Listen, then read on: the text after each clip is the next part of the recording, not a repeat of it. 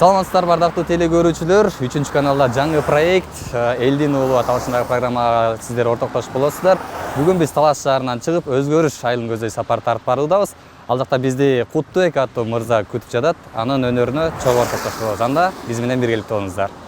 3 каналда жаңы проект Элдин уулу аталышындагы программа бүгүн алгачкы берүүсүн баштады. Бул программада жалпы област аймагында атактуу ишкерлер, спортсмендер, мүнүшкөрлөр жана башка элдин керегине жараган инсандарды чагылдыра турган программа. Бүгүнкү берүүбүздө биз сөз кыла турган Элдин уулу Талас областына көптөгөн ийгиликтерди, кыргыз элинин канына сиңген салбуурун оюндарын улантып келе жаткан Бакай Ата районунун Өзгөрүш айылынын тургуну Куттубек Өзбеков жөнүндө сөз кылабыз. Мына ардактуу теле көрүүчүлөр, биз болжолдогон жерибизге жеттик. Өзгөрүш айылында турабыз. Азыр Куттубек байкенин үйүнө барып, анын өнөрү менен чогуу ортоктош болобуз. Биз менен биргеликте боло бериңиздер.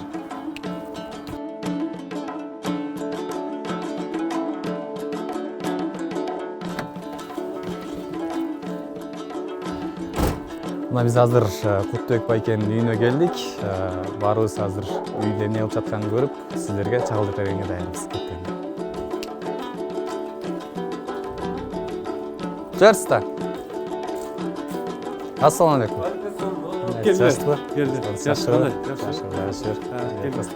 Куттубек мырза мүнүшкөрлүктү көп жылдар бою өздөштүрүп, куштарды таптап келет. Дал ушул жумуштун кыйынчылыгы жана жетишкендиктери жөнүндө буларды айтып берди.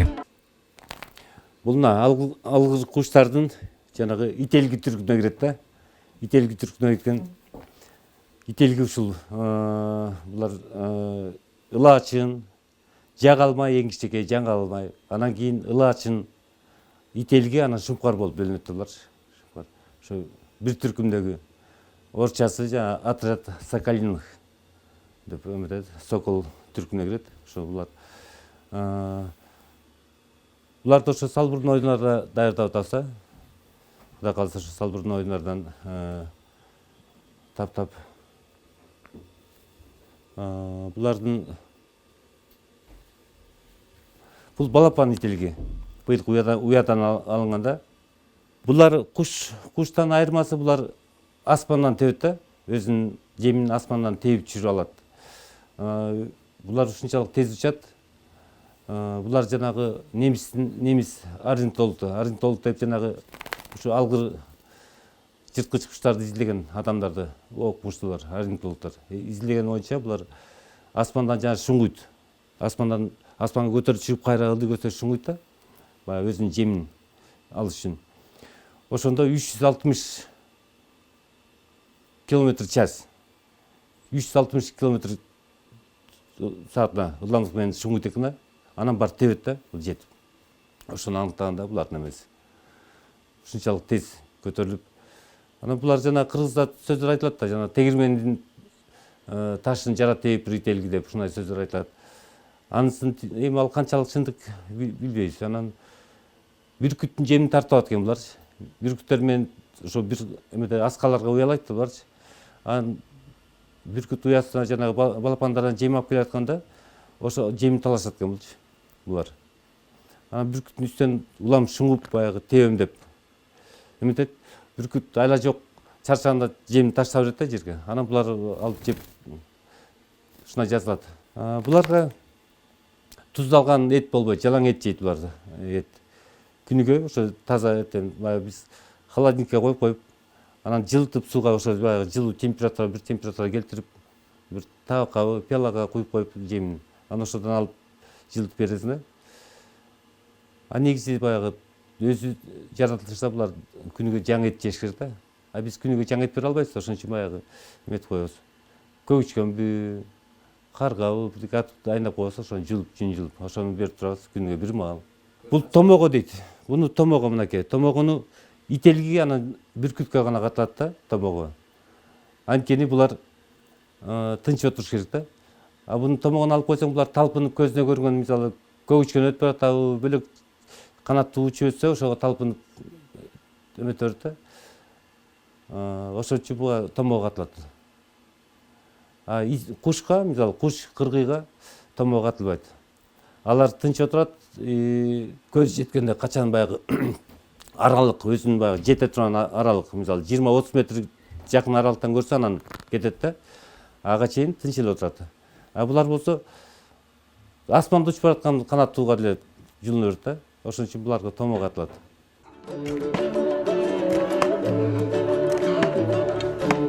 Жигитке 70 өнөр аздык кылат деген макал бекеринен айтылбаса керек. Мына ошол 70 өнөрдүн дагы бир өнөрү Куттубек мырзанын жаа атуу. Тактап айтканда, өзүнүн бул өнөрүн кызына да үйрөтүп көптөгөн маарекелерге, оюндарга катышып, кызы дагы ийгиликтерди жаратууда. Бул жаанын жебелери. Огул жебе дейсиз да, жаан жебелери. Буларды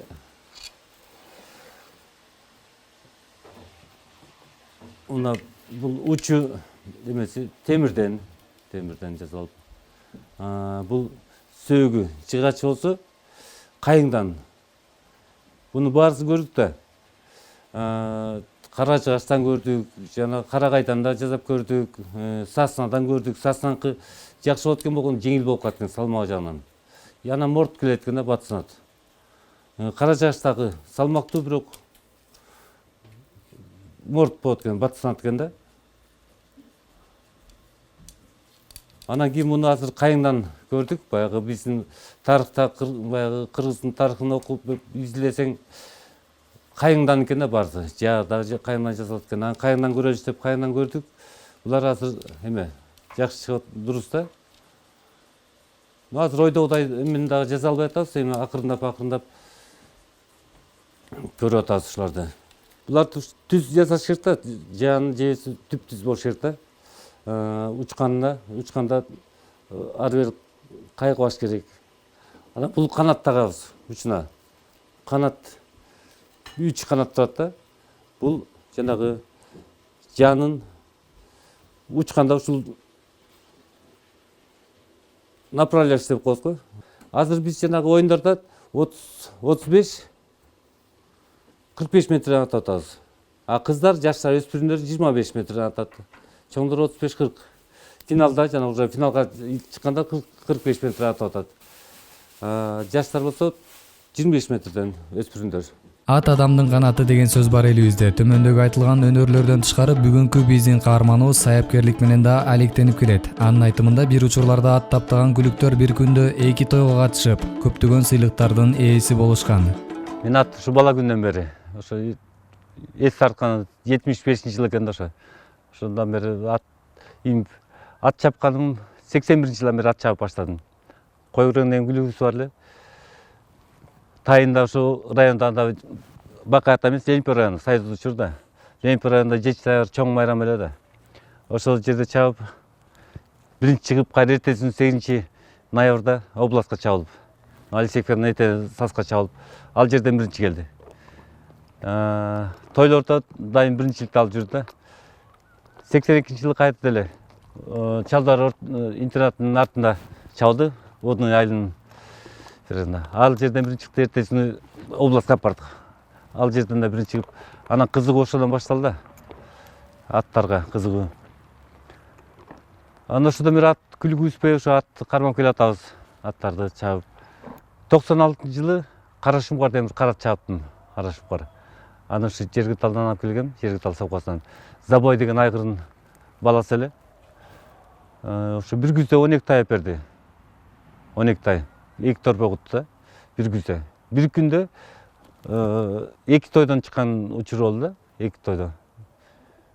Анан Кызыл Сайылына бир чабылды, кайра өзүнө өзгөрсө чабылып, бул жерден да бирин чыгып, ошол ат менен. Андан мурун Спартактен да бир күлүк чаптым. Дагы ушул чоң майрам 9-майда ипподромдо бирин чыкты. Кийин Ноорузда да бирин чыкты. Кийин Кабар деген бир байталда чабып жүрдүк. Ада бир топ ийгиликтерде ошо район аралык мелдештерде чыгып жүрдү. Мончок деген да байтал чаптык. Таптаган таптап багуу эме болот да. Чабандестер чабат да, балдар, жаш балдар керек да, бир 13-14 жашта балдар. Жеңил, салмак жеңил болсо канчалык жакшы. Ошо атка бекем жаш балдар керек да. Бул узак баламда чабып жүрдү, Кабарды чабып жүрдү. Жана Шумкарды болсо бул жерде Бакчар деген агам баласы ошол чабып жүрдү. Англия тукумдагы, таза кандуу Англия тукумдагы Алхам аты, Алхам деген айгыр. бул эми уруктукка алып келдим да, ушундан урук алып бир областта ушундай күлүктөр көбөйсө деп. Бул өзү паспорттун эмеси боюнча Россиянын жанагы гладкий скачка деп коет, жакын аралыкка чабуу. Ошонун чемпиону экен, Россиянын чемпиону. Анан ушулардан тукум алсак, биздин жанагы жергиликтүү бийлерге кошуштан кулун алсак деген максатта алып келип, ушуну багып отурам азыр. Анан Кудай кааласа, ушунун кулундарын чабабыз. Эми жаз келсе, ушу балдар кайтып областтагы бизде жанагы федерация бар да, Ак Кула федерациясы, сайыпкерлердин. Ошо балдар кайтып, каалагандар койдуруп кетет буга, койдуруп тукум алышат да, будан тукумдукка. Анын өзүндө эле чапсак, жаш өтүп калыптыр, жашы бир топ жаш карып калыптыр. Азыр мына 8 азый. Эми азыр чапканга кыйнабай эле коючу, бундан көрө. Ана өзү бизде жанагы гладкий скачка өнүгө элек Талас областына. Жакындан бери эле быйыл жаздан баштап гана чабып баштадык. Бир аз аттар жаз, бир 3-4 ат гана чабылып атат да. Анан эми бунун кулундары жана биздин жергиликтүү бийлер менен аралашса, жанагы аламанга чыгып кайткан кулундар түшөт, скорость болот деген тилек ошо.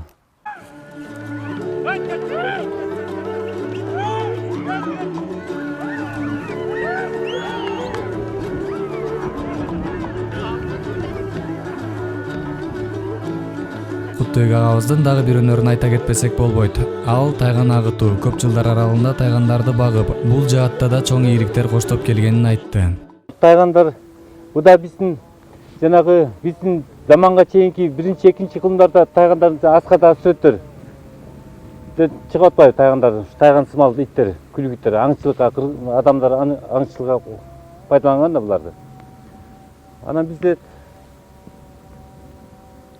азыр ушул күнгө чейин сакталып келаткан булардын окумуштуулар таң калып атпайбы, булардын генинечи. Канча союздун бир кылым бою орустардын союздун эмесине калдык. Булар карабыз калган да. Селекция жүрбөй. Ошончо да өздөрүнүн турпатын жоготкон эмес да буларчы. Турпатын жоготпой тайгандык турпатын сактаган да. Азыр 10 жылдан бери ушу тайгандар менен иштеп келатабыз да, Салбурун федерациясынан эмес. Тайгандар кадимки тазаланып азыр аргындаштырып, Нарындын, Атбаштын тайгандарын, Көлдүн тайгандары менен Чүйдүн тайгандарын, биздин тайгандарды аргындаштырып, тайгандар кадимки тазаланып атыр. Таза эмелер бар. Булардын өзгөчөлүгү беркиттерден буларда адамга тийбей жоош болот, а бирок охотада жана мергенчикке чыкканда каршыга тиштелат, тартынбай эле барып, эч коркпостон каршыга тиштелат да буларчы. Ошонун артыкчылыгы бар да. Бейче күрбөйт, адамга асылбайт булар. Короодо дагы ошо сыртта жатат булар. Ошо каршынын жолун тосуп.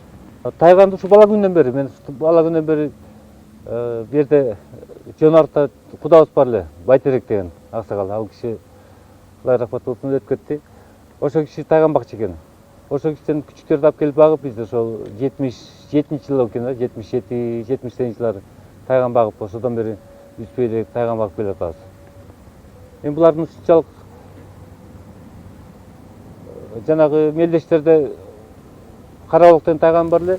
3 жыл Кыргызстан чемпиону болуп жүрдү жарыштарда, тайган жарыштарда. Каршыга салууда дагы байгелүү орундарга 2-нчи орун алып, жарышта дайым 1-нчиликке алып жүрдү. Анан азыр ошо тайган тукумдарынан кайра багып атам. Жер үй компаниясы менен Шора компаниясы, жана Табалды Эгембердиев кайтып болуп калды. Ошо кишилер уюштурган экен, чоң мелдеш. Ошол жерде эң биринчи жолу ошол жерден 1-нчи орунду алып келди. Жарыштан каршыга салууда дагы 2-нчи орунду алды. Ошо Карабалык деген тайган. Ошо биздин Таластан балдар бардык эле. Талас балдардын баары байгелүү орундарга жеңип келдик да. Кийинки эле жылы көлгө бардык. Көлдө Чолпон Ата шаарында ошол жерде оюн болду. Ак калпак күнүнө карата. Ал жерден дагы 1-нчи орунду алып келди. Кийин Тоңдо Бөкөнбаев айылынын 100 жылдык болду. Ошол жерге бардык. Ал жерден дагы 1-нчи орунду алып келди. Өзүнүн областта дайым эле 1-нчи областтын ичинде 1-нчи алып жүрдү. Райондар аралык мелдештерде. Анан кийинчерээк уурдалып кетти. Казактар $2000 берген берип болгон да. Акыры уурдап кетти.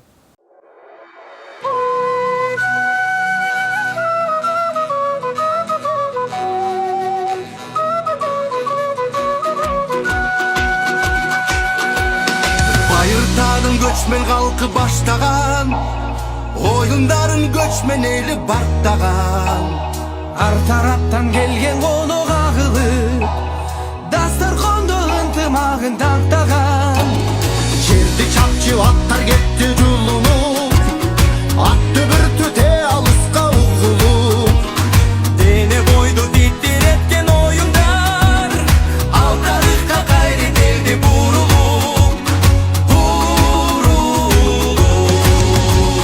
Göçmenlerden ulu, göçmen oyunu, göçmen oyun ынтымактын корулу.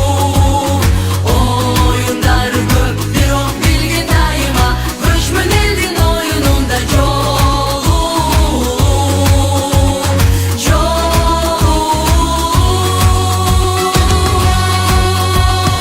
Эриңиш бар эр билектүү балбандан, көк бөрүдө көк жалулап тарткандар.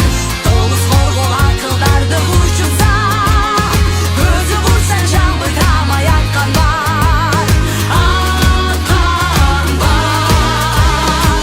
Göçmenlerden ulu, göçmen oyunu, göçmen oyun ынтымактын корулу. Oyunlar көп, бирок билгин дайыма, göçmen элдин oyunунда жолу.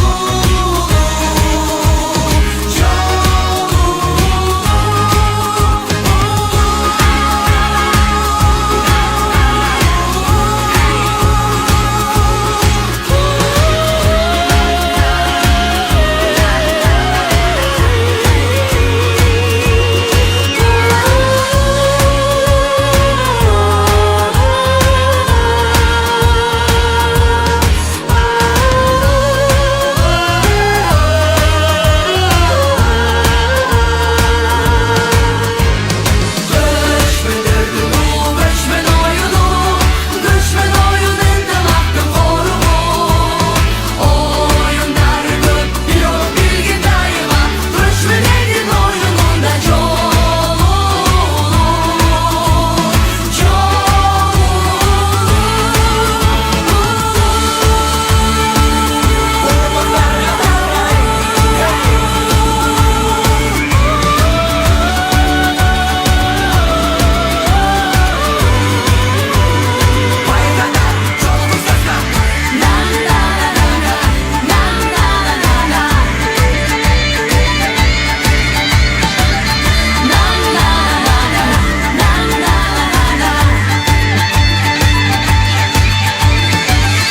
Göçmenler bastan, ulu жолу дастан, урматтарга тарар.